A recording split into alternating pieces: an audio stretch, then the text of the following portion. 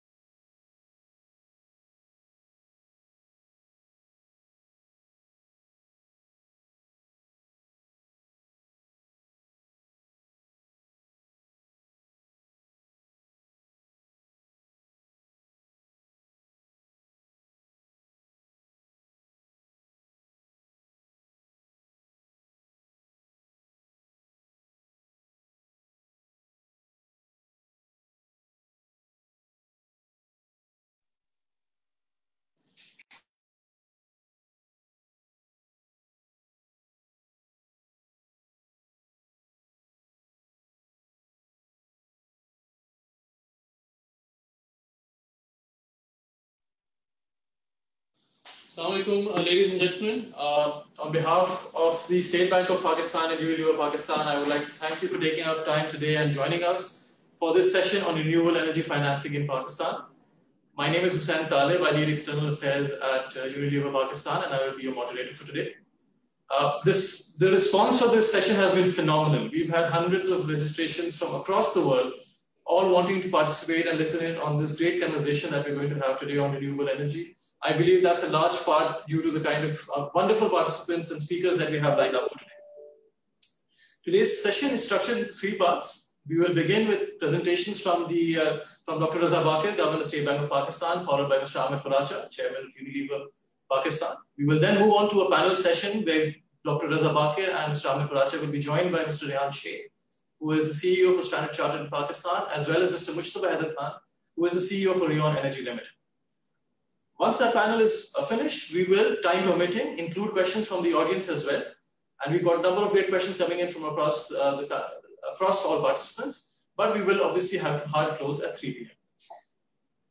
So, without further ado, I would like to move on and invite Mr. Amir, Chairman and CEO of Unilever Pakistan Limited, to share his thoughts on Unilever's ambition for renewable energy in Pakistan. Amir, over to you. Thank you, Hussain. So, first of all, I would like to extend a very warm welcome to all the participants, and particularly Governor Saab, who has graciously accepted to grace this event. Without basically wasting in time, I'll basically move on. I think so. Today, Unilever, along with the State Bank of Pakistan and other 2 partners, which is Standard Chartered and Reon Energy, is using the voice for a zero carbon future. And as you all know, climate change is one of the greatest challenges we face. We are calling on everyone, businessmen, government, international alliances, to come together and tackle it. And we know that the race to achieve a zero carbon economy and the society must be a collective effort. Business can't do it alone, and likewise neither the government. And therefore, everyone has to come together in order to basically set short-term emission reduction targets, supported by enabling policy. And we're going to be talking about, and Governor Saab is going to talk a lot more about the policy frameworks, as well as the carbon pricing as well. Next slide, Hussain.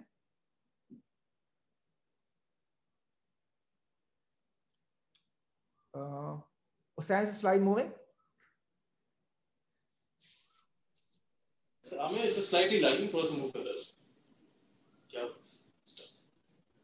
Yeah, it's taking time.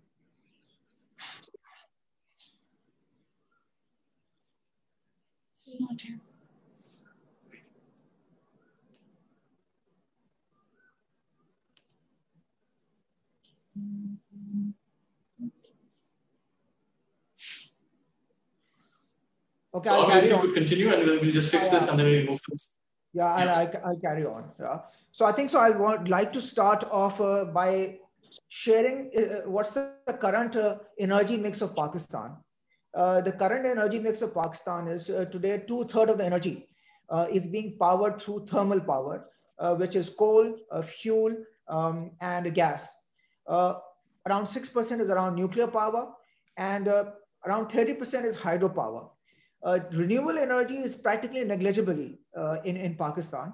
और अगर हम basically पूरा landscape देखें तो 79% of the population has the access to electricity. Yeah, around 87 billion was our last month of March was our bill, import bill of fuel to the country, which is equivalent to around 27% of the annual import bill of the country when it comes to fuel. 62% of the carbon-based energy, yeah, is going to be continue to be backed by thermal power if we don't do anything. 20,000 megawatts is continue to be a demand supply gap by 2030. And this is as per the report published by Pakistan Business Council. We all know that there is a massive power sector losses to the tune of around 30%. And if we don't do anything, we expect a 382% increase in greenhouse gas emission from energy production. So this is the current state of energy. And I think so it's important to really look at this before I actually move on. Moving to my next slide, and I'm going to be really setting the context. And there are three prime reasons why there is a very plausible case to move to a renewable energy. And today we are going to be more talking about solar energy. And it's around, first, it's around the environment. Second, it's around the country. And the third, it's around the company. There's a very interesting 2-minute short video. I would rather pass it because I don't think so the internet connection is going to be supporting it. We'll put it in the chat and you can actually review it. It talks about why the renewable energy is actually the future. And I'm going to be taking an extract out of the Paris Agreement on climate change. Yeah. Setting the context, 2020 is the worst year for the climate because the global temperatures has increased by 3 degrees. Now that's a lot. What's the Paris Agreement is all about is to avoid the worst climate impact, which is through greenhouse gas emission that need to drop by half by 2030, which means we need to basically bring the temperature down from a 3 degree to around 1.5 degree by 2030. And net zero around by 2050. Now that's the key headline of a Paris Agreement. If we want to basically avoid any kind of climate calamities, be it coastal flooding, be it the glaciers basically melting a lot more faster, be it deforestation, be it droughts, be it flooding. We need to really address it. And what's the key point is that all human caused emissions, like those formed through fossil fuel, vehicles and factories should be reduced to close to zero as much as possible, or any remaining greenhouse gases should be balanced with an equivalent amount of carbon removal, like forestation or reforestation, or basically through different technologies, which is around air capture or through basically storage. So these are the key headlines of a Paris Agreement that we need to address in order to address the climate change. And we need to basically leave a climate for our future generation, which is a lot more consumable for and a lot more conducive for the coming generation. Next slide, please. And so what's our Unilever mission? So Unilever global mission is we want to decarbonize our business by 2039. And what do we mean by decarbonize our business? And when we say 2039, we are saying that all the way from raw material to manufacturing to distribution to basically even when consumer use our product, while they heat it or they basically use the laundry, there should be a zero carbon emission. And we want to basically create a business that is 100% of our business is carbon neutral. This is our ambition. And this is what the mission, that's what we have called out. The key basically parts of it, next slide, please, Hussain. of a Unilever climate transition plan is, number one is, as I've talked about, zero net carbon emission by 2030. Already what we are saying is that from the base of 2015, we want to reduce our emission by 100% by 2030. We have actually partnered with Paris Agreement to be a key advocate to reduce the global temperature under 1.5 degree. We are going to be halving our footprint when it comes to basically packaging or any basically environmental harm. We have made a pledge of €1 billion in basically really improving the climate and the nature fund. And finally, as we speak, globally, Unilever is using 100% renewable grid electricity. That's already being done, but there's a lot of work that we want to basically move to solar and to wind. This is the business case when it comes to climate. Now let's move to the next reason of why we don't want to basically have this. Next, please.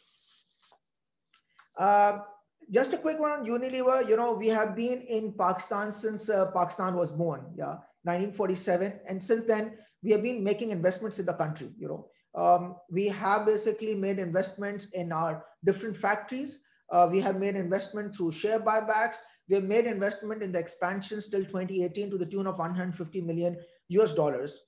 And today, if I were to share my factory footprint, next slide, please. We have 4 key factories, in the country. One is in Lahore, where we basically make our ice cream business, which is walls. One is in Parwana, which is again in the Kasur region, where we basically make our different food products. The other one we have in Khanewal, where we make our tea business. And the one which is the biggest one and the oldest one is in Rahim Yar Khan, where we basically make our different personal care products. So you can realize the amount of energy we use in order to power. Now, if you were to look at a business case, please can you move to the next slide? This is a clear business case, and it talks about the cost of the electricity. Of course, clearly the one which is most expensive is the thermal power one, and the one which is the cheapest is actually the wind powered one. And solar happen is the second cheapest form of energy. Now, in the country we are in, it's God gifted that the location is very ideal to generate around 2.9 million megawatts of power through solar. It has the potential. It can generate around 130 gigawatt of power through wind, particularly in the coastal belt of Balochistan. And it has a potential to produce 60,000 megawatts through hydropower. And today, the good news is that 30% of energy mix is already basically from hydropower. But the challenge with the hydropower, it's very much capital intensive. So while it basically is certainly a form of a renewable energy, but it's very capital intensive and it uses a lot of resources. The one which are less capital intensive, actually solar and wind power, and also the cheapest. So that's the business case when it comes to it. And I talked about the country situation. We have a big trade imbalance, and Governor Saab is going to be talking about it. 30% of our basically foreign imports are being basically from fuel. Now, if we were to change our energy mix from a thermal power to a renewable energy, we are not only basically helping the environment to reduce the global temperature, we are also basically helping the country to actually reduce the trade imbalance which we have, and we can use our foreign balance exchange in order to really for other causes rather than basically to import fuel into our country. Next slide.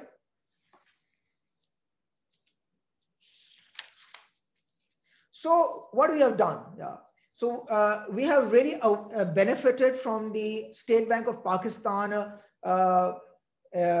policy of renewable energy, which is around, they are giving a renewable energy financing rate of between 3 to 6%. The way it works is that Unilever basically applied for this finances through our partner bank, which is Standard Chartered, to State Bank of Pakistan. State Bank of Pakistan basically approved the funding we have asked for, which is to the tune of around 833 million odd rupees. The the loan was directly basically sanctioned to Unilever, and the funds were directly transferred to our energy partner, who's a Rion Energy, and Mujtaba is is on with us online, and he's going to basically talking more about it. So these are the four key partners who have basically made this happen. Can you move on?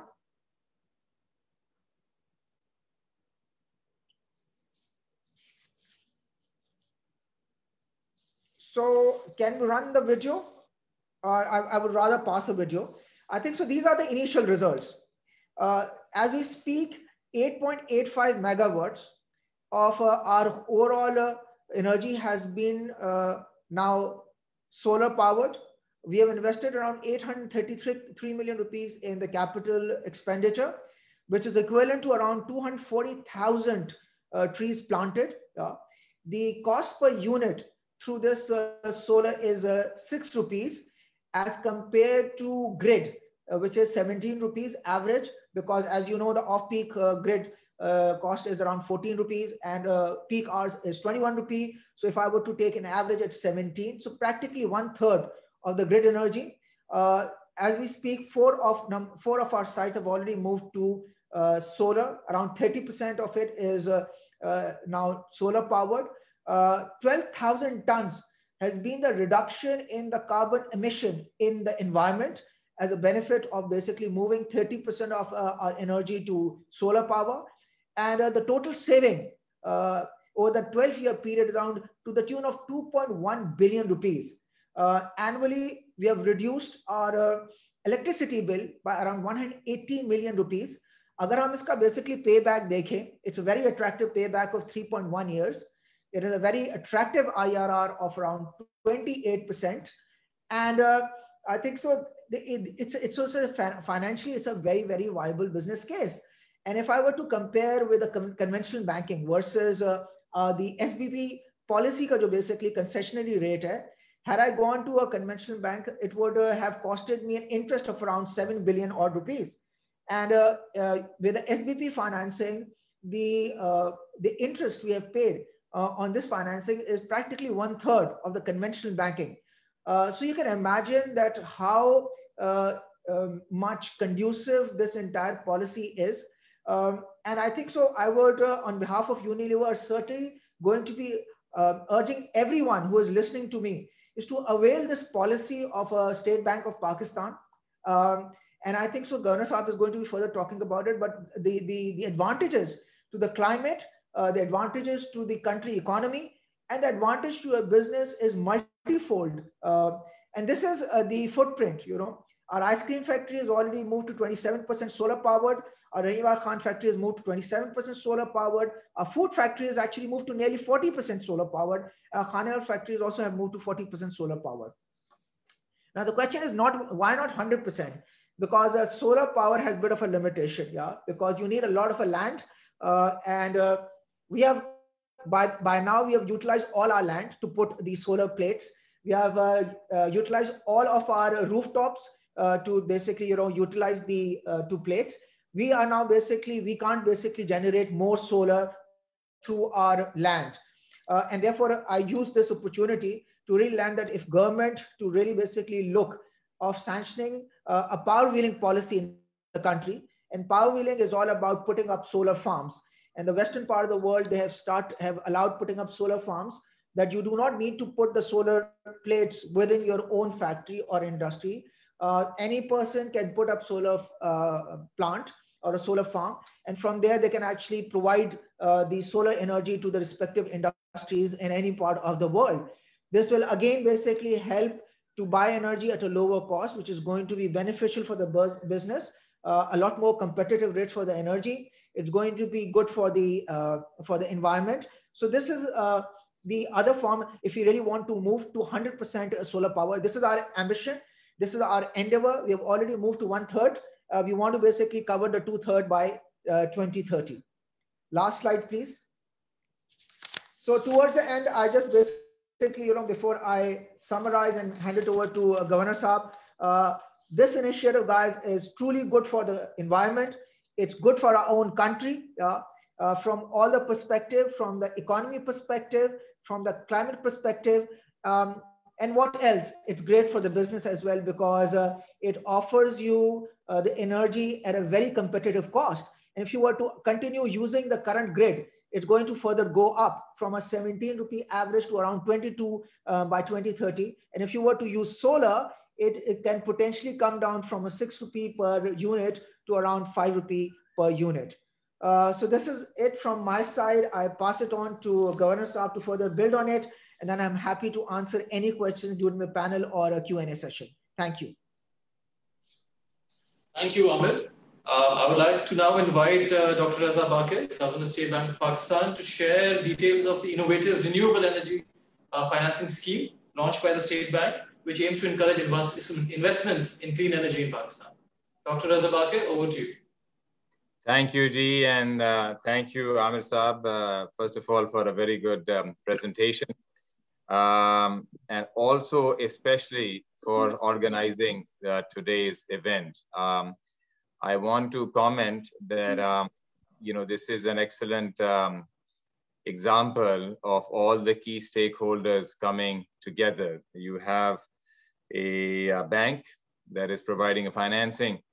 You have a client, which is Unilever, that is going to do something for green energy, and you have a supplier of the green energy. So really very much welcome the fact that Amir Paracha Sahib, you thought of organizing this event. And my real hope is that a message goes out to many other conglomerates that are considering such ventures to really take it up. And the fact that Unilever has had a good experience with it should hopefully serve as encouragement for others. I also do want to very much appreciate Amir Paracha Sahib, what you said, and what we know from before about Unilever's commitment globally towards climate causes. And you mentioned very well that Unilever has committed to remove carbon emissions from its operations by 2030, as well as net zero emissions from their products by 2039, which is a good 11 years ahead of the Paris Agreement. So I think that is something to be appreciated, and I think demonstrates the need for leaders in this cause for climate. Now, what I would like to do, and perhaps I could request, you may not want to share the screen right now. When we come to that part of my speech, you could share it. I don't really have any presentation except this one slide, which I will share at some point. What I would like to do is to talk a little bit about the central bank's role in this cause of climate, and talk a little bit specifically about what the State Bank has been doing in these areas. Now, sustainability as a goal has become mainstream in many sectors, including the financial industry. It may not be the first thing that comes to one's mind when one thinks of climate change, but the finance industry has a crucial role to play in curbing our planet's deterioration, if for no reason, then for the very, very basic reason that at least in emerging markets, most of the financing comes from banks and from financial institutions. Now, climate change is impacting the whole globe, but I do want to point out that its toll is especially pronounced in Africa and Asia. And these are also the continents that make up for the most vulnerable in the entire world's population. If you look at indices of malnourishment, or if you look at other indices of vulnerability of populations, you'll find that Africa and Asia house most of such people in the world. Now, there are some glaring facts. Pakistan is a country which has a minimal contribution to global greenhouse gases. Our contribution is less than 1%. However, the impact on Pakistan of global warming is much, much, much greater. According to one estimate, Pakistan has a very significant, could have a very significant impact because of what is happening to our planet. And also, as the 5th largest country in the world, we cannot underestimate the impact. One study that was done by the Global Climate Risk Index 2021 says that we are among the top 10 countries that can be impacted by climate change. So the point is that Pakistan as a country is a very small contributor to global warming, but has a tremendous negative impact from global warming. Pakistan, as you may know, is a member of the Global Sustainable Banking Network since 2015. And our policies towards green and sustainable finance are being aligned with the global environment and social standards and best practices. Now, financing for promoting sustainable development, and when I talk of sustainable development, to me, it does include a wide range of environmental, social, and economic issues. Financing for sustainable development is a key priority for Pakistan. We face the dual challenge of climate change and at the same time, inefficiencies in our electricity generation and distribution system. These inefficiencies in the generation distribution system, they result in higher prices and supply disruptions, which affects the growth of the industries and the businesses. Similarly, the effects of climate change have been observed in the form of devastating floods, droughts, heat waves, and changing weather patterns. Now, in order to address some of these challenges, the State Bank has been proactively promoting green banking by the use of indigenous resources, especially renewable energy. To this end, the State Bank of Pakistan issued the SBP financing scheme for renewable energy in 2016 with a view to promote renewable energy. And then, based upon the feedback that we got from the industry, we revised this scheme in 2019. And we have also issued a Sharia compliant version of this scheme as well. Now, what is the role of the State Bank in this? And Amir Paracha Sahab in his presentation had a nice schematic which shows how the financing moves. Essentially, what the State Bank is doing in this is using its refinance facilities. These are facilities whereby the State Bank can lend to a commercial bank. It can provide the liquidity. And it asks the commercial bank to channel that liquidity for certain purposes. And generally, this is at concessional rates so that it is attractive for the end user. And at the State Bank, we target the use of such refinance facilities for promoting certain goals where there is a market failure. As Amir Paracha Sahab said, there is an alternative, which would be that companies which wish to accelerate green energy supplies could just go to the market and borrow.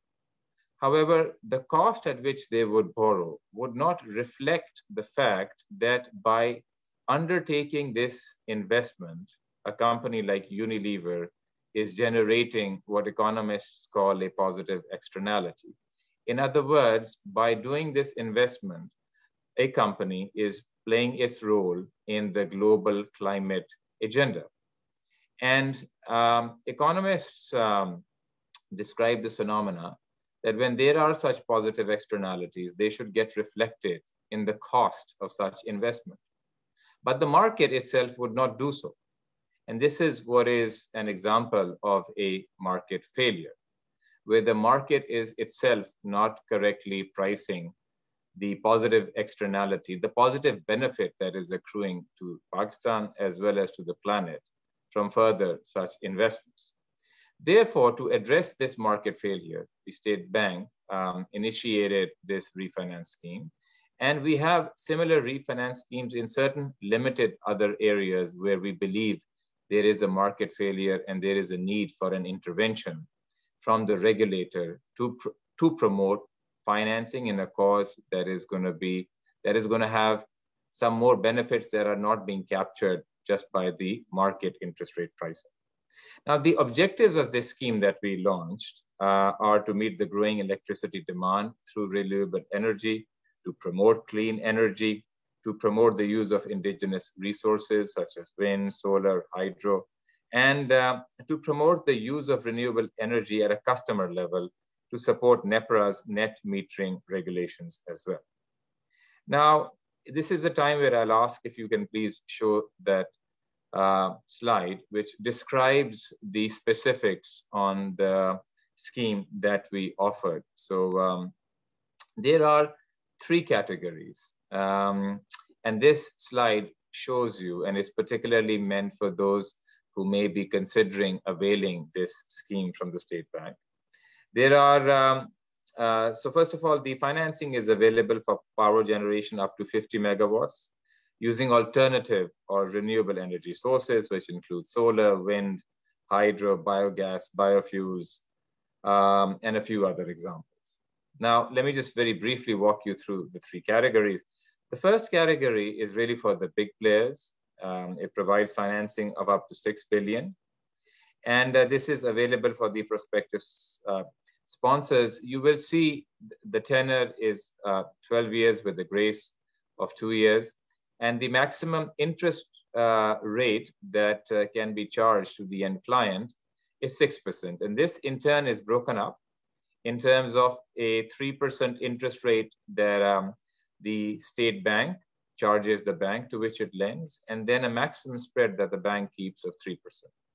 You will see that the financing for up to 20 megawatts, 100% of the total financing can be used for debt, and that is scaled down as the size of the project increases. Category 2 is for some of the smaller players, and because the smaller players also include often SMEs, we made the pricing a bit more attractive so that the bank has an interest to spend a bit more effort to also lend to SME players. And therefore, the bank spread in this case is 4%. And finally, the third category is a category that we created in light of feedback from the industry, which provides financing of up to 2 billion for vendors, for suppliers, for energy sale companies that would like to install renewable energy equipment on a lease basis, and or on a deferred payment sale, or on a rental basis, or for selling of electricity to ultimate owners and users. And this was done because of some of the feedback that we got. So at an aggregate level, now that I've just shared with you what are the key features of the scheme, what has been the take-up of the scheme, and I'll end on that note as well. It's been very good progress. As of February 2021, over 500 projects with the total capacity ranging of almost 850 megawatts. I understand that's nearly about 4% of Pakistan's entire consumption. About 850 megawatts collectively have been refinanced under this scheme. The total outstanding amount in this scheme as of February is about 36 billion rupees. Now, the major contribution in the total capacity of the 850 is from the large projects, that is projects up to 50 megawatts. In addition, there are over 400 projects that have been financed under category 2, the one that is available for the medium or the small size players, which allows for financing up to small projects of up to 1 megawatt. So there's also a good equitable distribution of the financing in terms of the number of projects being available to the smaller players as well. We are also positive about the rise in the number of projects under category 3. And the State Bank has recently updated its features in light of the feedback received from the relevant stakeholders. Now, I have shared with you some of the benefits that accrue from the take-up of this scheme. But let me also emphasize that this scheme is helping us with the objective number 7, the goal number 7 of the Sustainable Development Goals from the United Nations. And it's also relevant to mention that compliance with these SDGs is important, as Pakistan has affirmed its commitment to the 2030 Agenda for Sustainable Development by adopting SDGs as its own national development agenda through a unanimous National Assembly resolution in 2016. Apart from these overall benefits, such concessionary financing also provides benefits to the consumers to install renewable energy. As discussed, category 2 of this scheme is linked with net metering, which allows consumers of renewable energy equipment to sell excess units of electricity to the national electricity grid as well. Now, at the end, I want to just make one comment, just picking up earlier on what I said regarding the role of the state bank. It gives me great pleasure as a central banker to see that a framework that was provided by the central bank in this case was used up very well. It was used up very well, first of all, by the client, by the underlying business, which is Unilever. Would never have happened if Unilever itself was not interested to find ways of producing energy that are clean. It would not have been possible if they were not a bank that was there ready to provide the financing. And of course, it would not have been possible were it not for energy suppliers. So as a regulator, we are very happy that we in the background can play the role of a coordinator and that of a facilitator that brings about such investments. And let me end at the note which I started off with, that our hope is that more businesses, more conglomerates in Pakistan will make use of such renewable financing schemes that the State Bank has offered, as Unilever has done so. Thank you. Thank you, Dr. Saad. Some great insights from yourself and Amir on this space. I think renewable energy is becoming really exciting in Pakistan. And on that note, let us now move to our panel. We've got some great panelists today with us as well, including yourself, Dr. Reza, Mr. Amir Paracha, Mr. Rehan Sheikh, who is the CEO of Standard Chartered, and Mr. Mushtaba Khan, who is the CEO for Renewable Energy. Dr. Reza, I will begin with the first question to you.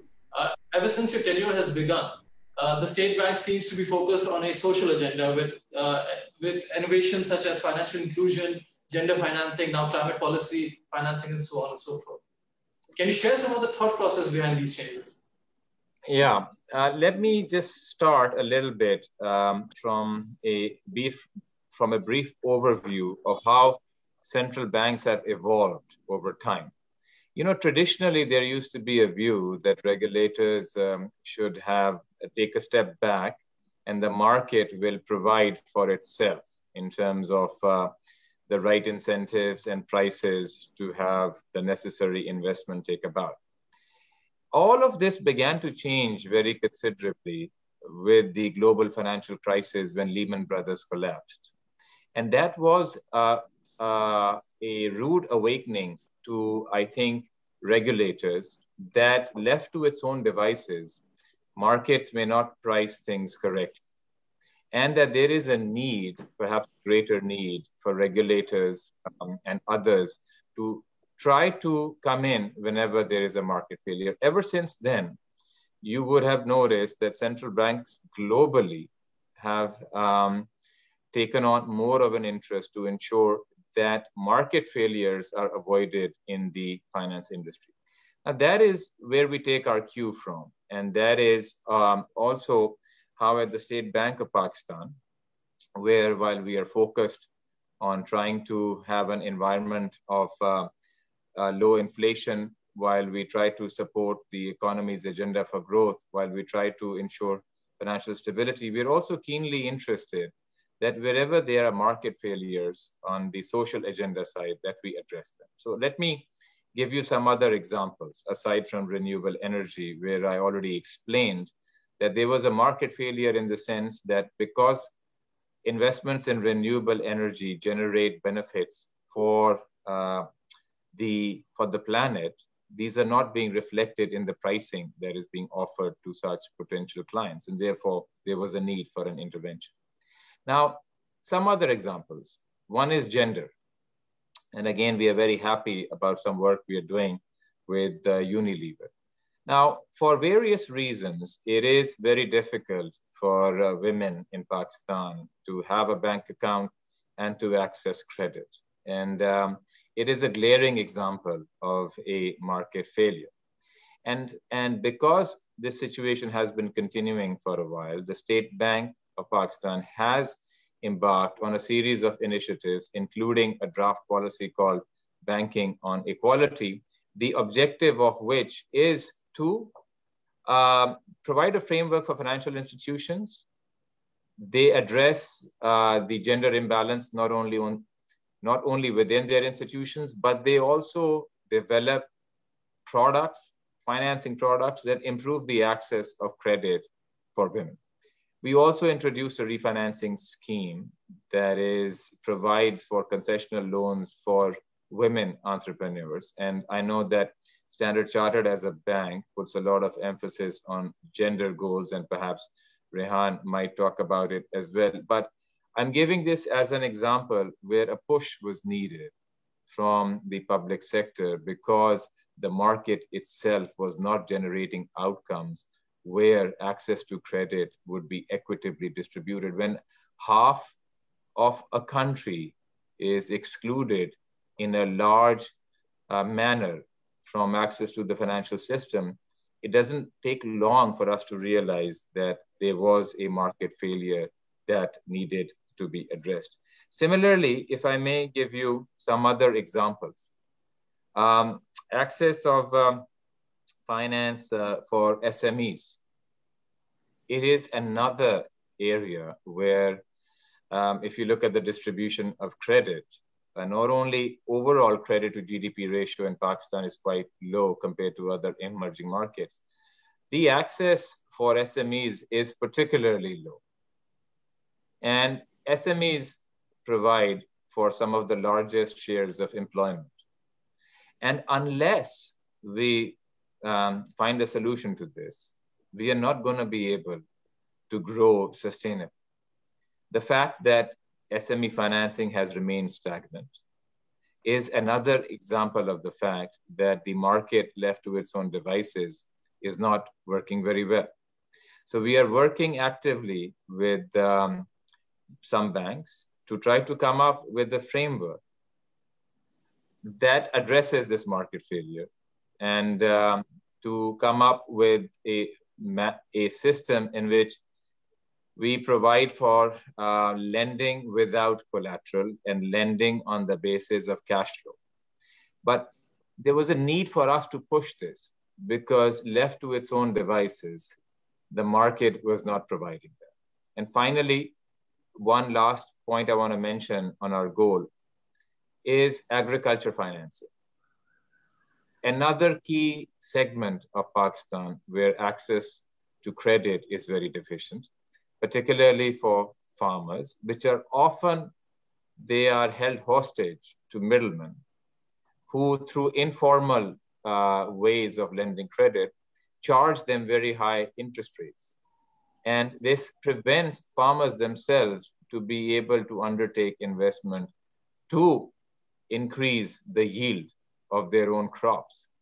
And working with the government, we will soon be announcing some measures towards that side as well. So in a nutshell, the answer to your question for why the State Bank is using the space to advance some of these goals is, not only are they goals that are innately the right things to do, but they are also the right thing to do for a central bank when there is a market failure and the market of its own accord is not providing that. And therefore, the central bank has to step in, or another regulator steps in to address that particular market failure. Thank you, sir. Thank you. Very well put, sir. To build on something that you said earlier about the work that Standard Chartered is doing, Rehan sir, if I may come to you, and if I could ask you to share some of your thoughts on Standard Chartered's strategy on sustainable financing. Thank you, Ji. Assalamu alaikum, everyone. Absolutely delighted to be here. And Amir, thank you for a great presentation. Dr. Saab, like always, your insights summarize so articulately what's going on. But at the outset, I must say that the way the central bank has facilitated and brought all the stakeholders together on the key areas on which the economy is progressing, it's commendable to yourself and to your leadership and the team. Important point is that, as you very rightly said, there was an entity, there's the bank, and then there's a supplier. So the key is, how do we bring all the key stakeholders together? And that has really been the hallmark since I've come back here to see the sea change that has actually happened in the country, and mashallah, how we are progressing well. So when all the key stakeholders have one point agenda to move forward in that direction, it makes the job much easier. And let me just step back and talk a little bit about, I'll talk about sustainable finance a bit later, but more importantly, how globally sustainability is part of the 4 pillars as a global strategy that we have. Now, these pillars are embedded in our DNA, and the way globally the bank is operating, and particularly as Dr. Saab mentioned about Africa and some of the other countries where these are key challenges that we are progressing, it brings much more focus as an entity here in Pakistan. Sustainability for us is basically 3-pronged. We talked about a responsible entity, and that's where the financial crime and onboarding and controls come in. Dr. Saab talked about inclusive communities. That's where bringing in workforce, creating financial inclusivity, and more on the agenda that we're driving as a bank on the digital platform will create that size and scale that we're looking at as a bank and also as an industry. The last, obviously, is sustainable finance. And when we look at this particular aspect, the bank has set up a special unit, which in 2019, we have not only put the right risk framework, but also the right skill of people who are taking this forward. So they are global resources that are available to us. So let's say if Unilever or any other company is looking at ventures in this space, we have global expertise that we bring on the ground. And at the same time, the nature of transactions that we have done, both with the private sector, sovereigns, and the multilaterals, are clear testimony of the fact that how the bank is progressing in this area.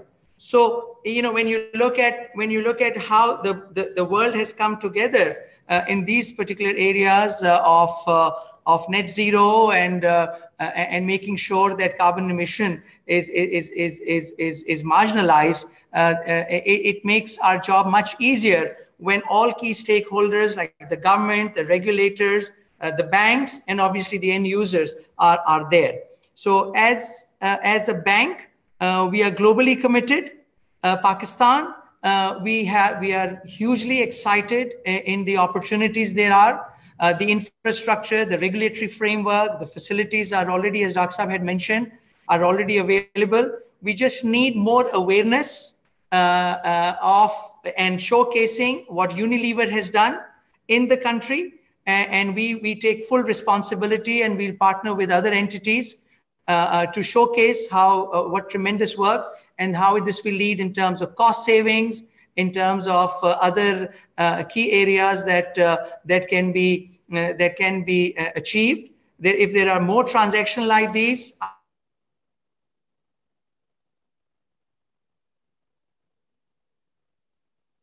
that has tremendous potential. So.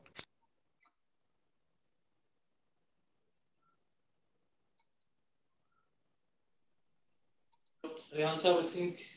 Rehansa, you're on mute. Okay. Disconnected for 1 second. So, I was just saying that all the stakeholders, this is the right time.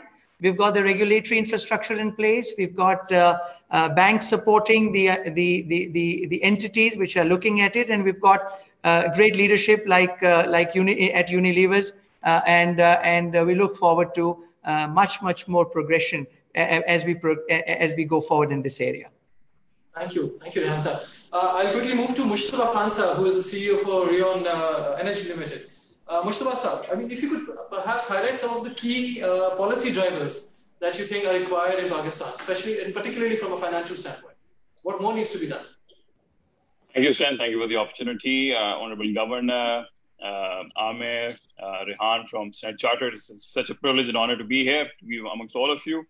And I want to first of all congratulate Amir on this fantastic achievement, on being able to transform his energy infrastructure in such a wholesome way and moving firmly towards his goal of achieving carbon neutrality by 2030. I think outstanding achievement. It's been a privilege to work with Unilever on this project. In fact, we've been working with you for the last 5 years on this. I guess, when you talk about policy, you have to touch upon finance. I guess in renewable economy, or what we call as climate economy, there are two fundamental questions. And I think the first question is, what technologies would enable this energy transition that needs to happen, on an unprecedented scale? This has never happened before. I think we all have to always keep that in mind, that the large energy transition between coal and fossil fuels took about 70, 80 years. We're talking about roughly 20, 30 years to make this wholesome transition towards renewable and cleaner energy if we are to stave off some of the more harsher impacts of climate change.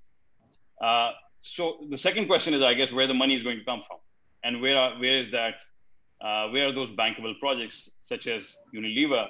On the money part, I think I want to congratulate Dr. Reza Baqir on a fantastically successful scheme that you've created. In terms of our own contribution to the scheme, Dr. Baqir, we have done about 200 megawatt of distributed energy projects. We are the largest player in distributed renewable energy. And we also the first participant in category 3. When it was created in 2018, we had the first project with another multinational company to provide a 2 megawatt power plant. So we have seen all the ins and outs of these schemes. I think while it's been phenomenally successful, there's some issues that have been highlighted with, I would say, category 3. You would know that a lot of customers out there are not interested in investing capex into these projects. You would like more of a OPEX solution to the energy problems. And there you have to promote power purchase agreements. I think that category has certain limitations, that it has had very limited offtake for now. I think there are a few projects that have been financed under category 3. There's some limitations there with regards to ADB license being needed. As you would know, some of these companies that are providing these solutions are either financial companies or developers, so they don't necessarily have a ADB license. And secondly, there are some limitations on how this money is dispersed under category 3.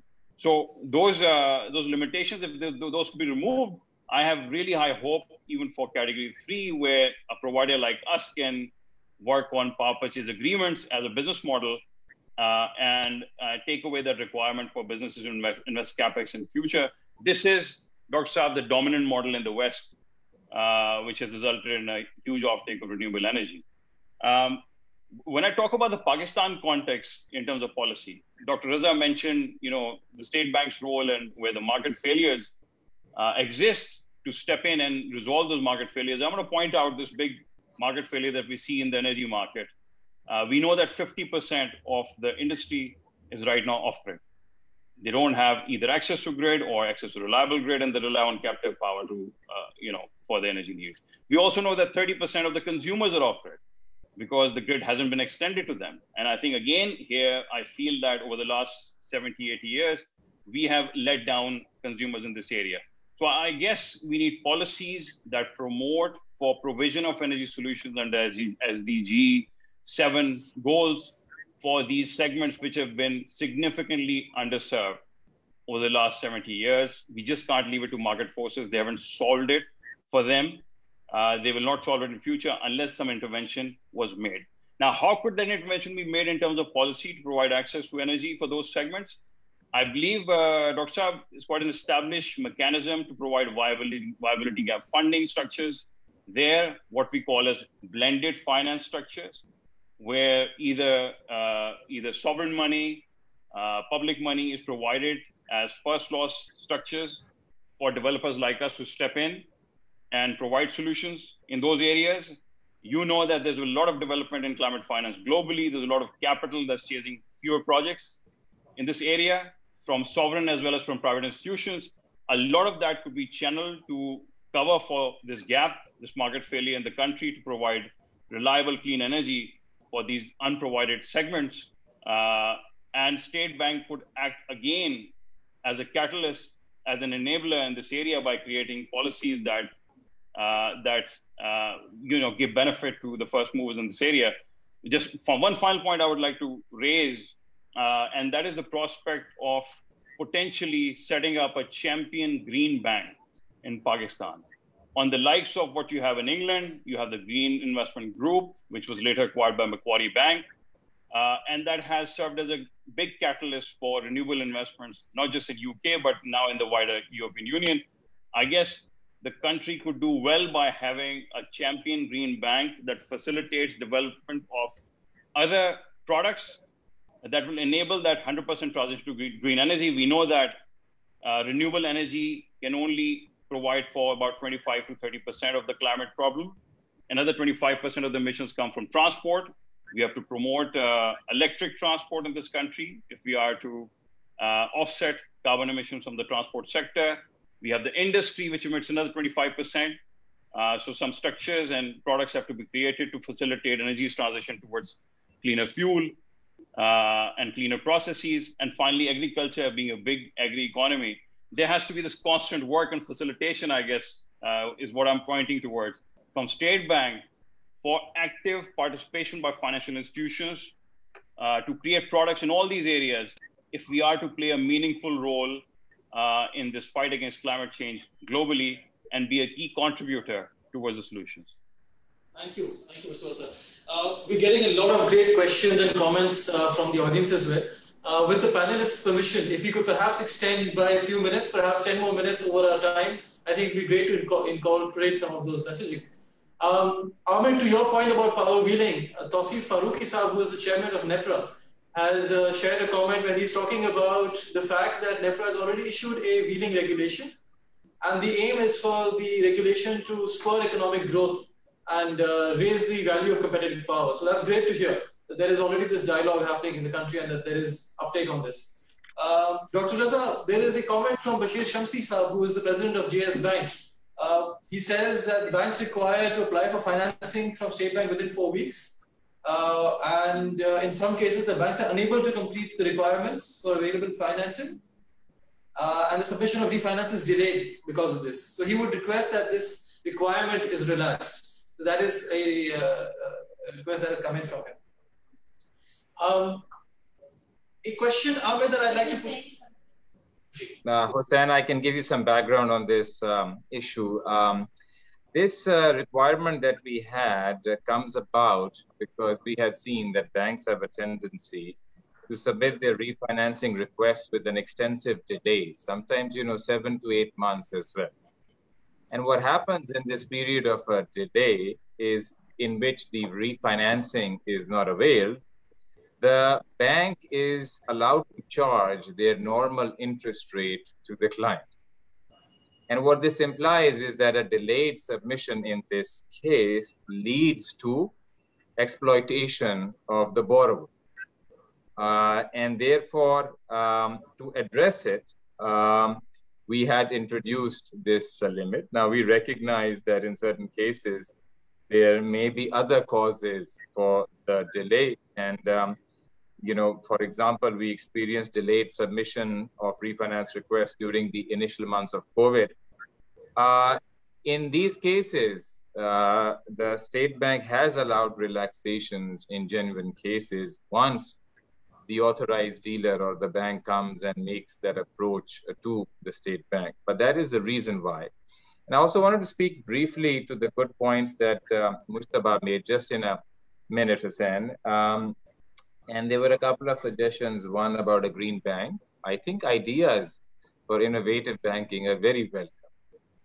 And if Mujtaba or others have ideas for a green bank, they are welcome to come to the State Bank and present and apply for a license. We are extremely open to any and all good ideas. And I'll just remind everybody that we have just put a draft for consultation on our website for digital banks, i.e. challenger banks, banks which are not brick and mortar.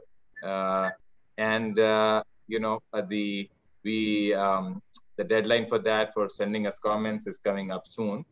And it's something that we've done again to try to embrace new ways to provide finance. And I also wanted to just mention that while the state bank is pursuing its agenda, not only price stability, financial stability, growth, but also these social causes where there's a market failure, one also has to recognize the limits of a central bank, and particularly that there is a division of work and labor between a government and a central bank.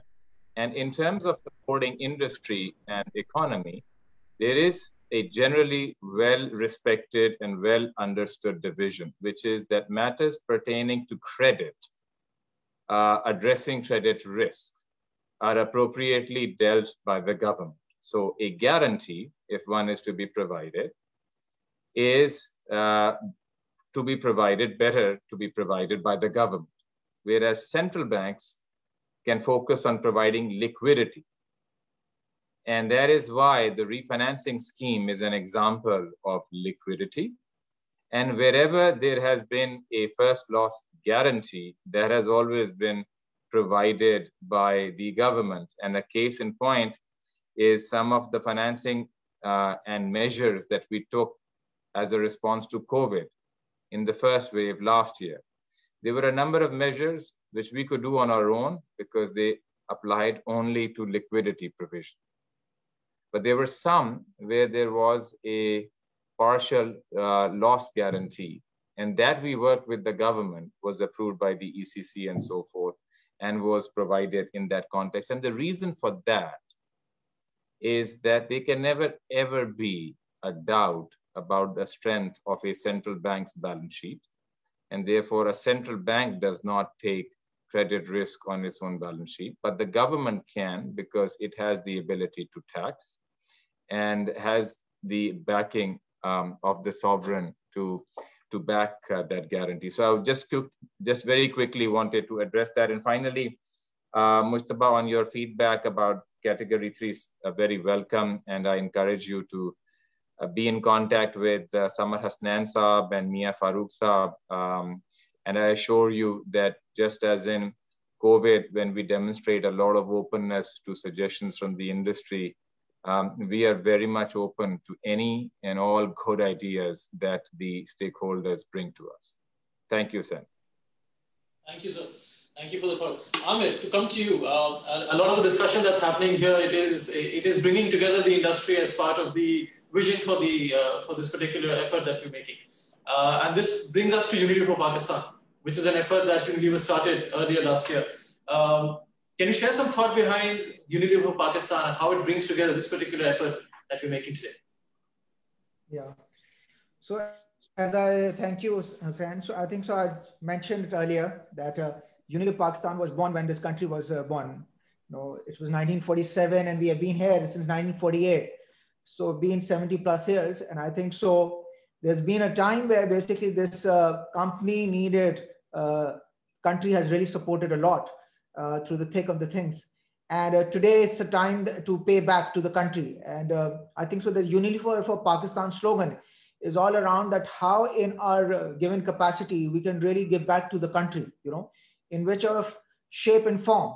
And I think we have been discussing, and Governor Saab has touched upon it, and we are working with SBP on how we can really promote gender diversity, how we can basically promote, female financing, particularly in the rural part of the country. And I think this renewable energy is one of the other big parts, given Unilever is a part of the Paris Climate Agreement. And given, we have been operating this country, I think as Governor Saab has mentioned, that while we may contribute only 1% to the greenhouse gases, but the impact it has on our country, given we are an agri-based country, given that, more than 50% of the labor force is employed in agri, and given there's a huge potential in agri, climate change, has a major impact on agri economy. So till we do not address it, till we do not act responsibly, and we basically start really helping bring the overall temperature down, it's going to be not really favorable to our part of the world.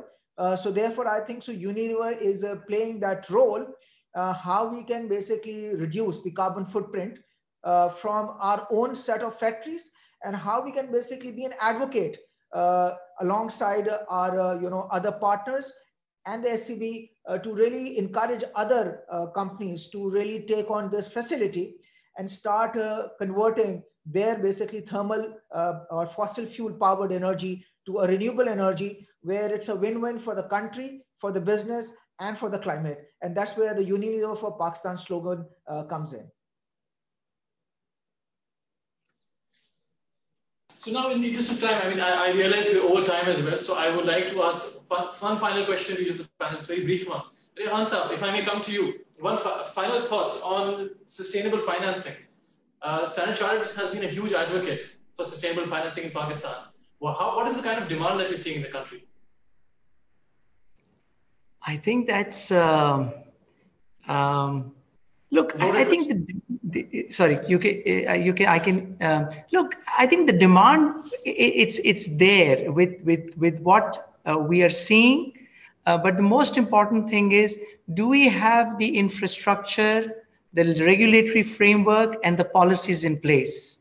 And when you've got examples like what Unilever has done, the growth can be exponential. It is, as you're saving costs, as you're becoming more efficient, as you are abiding to the international norms in terms of what the benchmarks are, more and more companies will come forward and undertake these activities. So in my experience, in our experience, is that we're having tremendous discussions with our own clients who are looking forward to these opportunities. We're looking at to upgrade especially on the facilities that are provided in terms of financing, and more importantly, for a bank like ours, which has undertaken significant transactions, to showcase them and to bring the same structures, be it on the, by the way, the facilities that we have are both on the conventional and also on the Islamic side. The recent one that we've done for Etihad Airways on sustainability, these all things that will promote and encourage more and more entities to come forward and undertake these opportunities. So I feel that all industrial entities, they're keen to move forward on this agenda. We, as key stakeholders on the screen, have to create more and more awareness, showcase the good things that have happened in the market, and make sure that we are fully committed. Because even if one stakeholder is not there in terms of playing their part, this will not really take off. So I feel that we're all here, and it's something that can really drive the future for a country like us in that direction. Thank you. Mustafa sir, speaking on behalf of the renewable energy industry of Pakistan, do you think the industry is ready to capitalize on the great opportunities that we've spoken about today? Yeah, absolutely. Look, it needs an enabling environment, to be perfectly honest. I think it's a tough country to operate. I mean, having been operating one of the pioneering businesses here, the largest distributed energy company here, so I can tell you that there are lots of challenges, but with schemes like the State Bank scheme, we can do a lot. I think wheeling was touched upon. I think the glass ceiling will be broken once wheeling is enabled in Pakistan. There's some fundamental challenges. I saw the comment from Tausif Saab. I think NAFRA has done its bit, but I think the regulation needs a bit of some changes for wheeling to be possible here. First of all, price has to be rationalized. That is being charged of developers. I think they are right now, the powers to be asking too high a price for it to be feasible. The distribution, territory of the distribution companies has to be opened up. Market has to be opened up. Their licenses, I guess, the exclusivity is a thing of the past. So that has to be removed. And thirdly, I would say that, a bankable model has to be created. There are lots of questions around bankability of distribution companies and opening of the network. And this is where, again, State Bank could maybe, by enabling funding of the first few wheeling projects in Pakistan, break the glass ceiling for renewable energy. Finally, I just want to say that now dispatchable power is a concept which is becoming possible in renewable energy. When I say dispatchable power, historically, renewable energy has been available when wind is blowing, sun is shining. But now because of storage prices, where lithium-ion storage is the way it's developing, we know that it's been improving year on year, 20, 30%.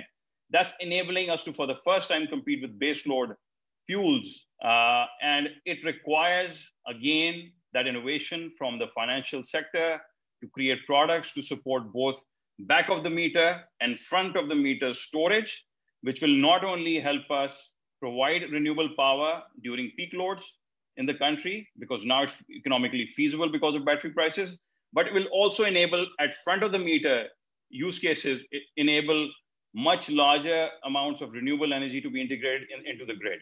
And that's something that's actively happening in Western countries. I think, again, the financial sector can play a huge part by creating products that include storage in the overall scheme of things. Maybe the existing solution that we provide to Unilever, a year down the line, we can add storage to it, and maybe SBP can make that amendment in the scheme where this financing could be extended to storage and dispatchable power. So I guess those are the two big pieces of changes that are required, both in terms of policy and in terms of the direction of the market to break the glass ceiling in terms of renewable growth. Thank you. Thank you, Mr. Amir, final question to you. Any feedback and any thoughts to like-minded clients who could benefit from this? What should they be taking away from this today? Well, I think so. I would like to first take this opportunity to thank Rehan, also thank Mustafa, and especially Dr. Saab for really coming up with such an enabling policy, which we certainly have availed. We have implemented. We are the key beneficiary of this. 30% of our power load has already been basically converted to solar power, and we're aiming to convert 100% by 2030. And I'm happy that Tawfiq Saab is saying there is some work happening on power wheeling, and I think this is something I would really request the authorities to look into it, to really basically allow solar farms.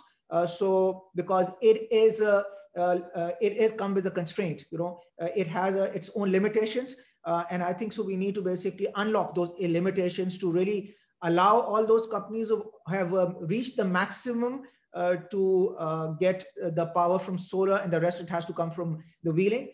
Again, as an advocate, as a crusader, I think so my only basically submission to all of them listening to me is, guys, this is a great scheme. It comes at a great concession. I think so there is a net metering allowed as well. It's great for the environment, great for the country, and finally, it's a win-win for your business as well.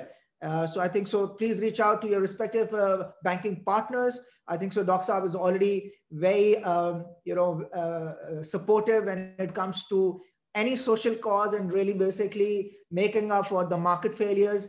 So a big thank you to all the key partners, and I'm sure that this webinar would really help promote renewable energy in the country, and really help take Pakistan to join the developed markets. And I think so that's what our endeavor is how do we really change the overall outlook of our own country and really come out from the testing times to really join the developed markets where we start leading all the indices. Thank you. So, Dr. Saab, over to you for final thoughts. And there was a comment about extending the deadline from June 22 onwards. If there are any thoughts there, and any other thing that you'd like to end to close our session today? I would just like to, first of all, thank Unilever for suggesting to do this event. And to me, the real purpose of this is to bring visibility and awareness of some of the interventions that we have made, some of the policies that we've started. And if there's any one message that I hope the audience will take, that is about Unilever's successful experience with this renewable energy financing scheme from the State Bank. I will remind all the listeners that we are very happy with the progress so far, and of course are looking forward to other ways to take it forward as well. But look, today there is 36 billion rupees worth of financing in renewable energy that would not have been there otherwise. There is 850 megawatts of electricity installed that would not have been there otherwise. We are happy with the progress in this. We are happy with businesses like Unilever that take it forward. We appreciate the role that banks play in it, and we appreciate the feedback that we get from the industry players like Rion and others about continual adjustments that we can make. My only plea at the end to all the listeners is that the state bank at the end of the day is only a central bank and does not have the key or the answer to all the problems, because many of the issues do not also fall under the jurisdiction of the State Bank of Pakistan. But wherever financing is concerned and wherever issues are concerned of trying to work in partnership with the banks to promote such causes, we will make sure that we are always proactive in that space. So thank you to Amir Saab again. On that positive note, I'd like to thank all of our participants, all of our attendees, audience that have joined us today. I wish all of you an early Eid Mubarak. Have a great day and stay safe. Thank you very much. Khuda Hafiz. Thank you. Thank you, Ji. Thank you.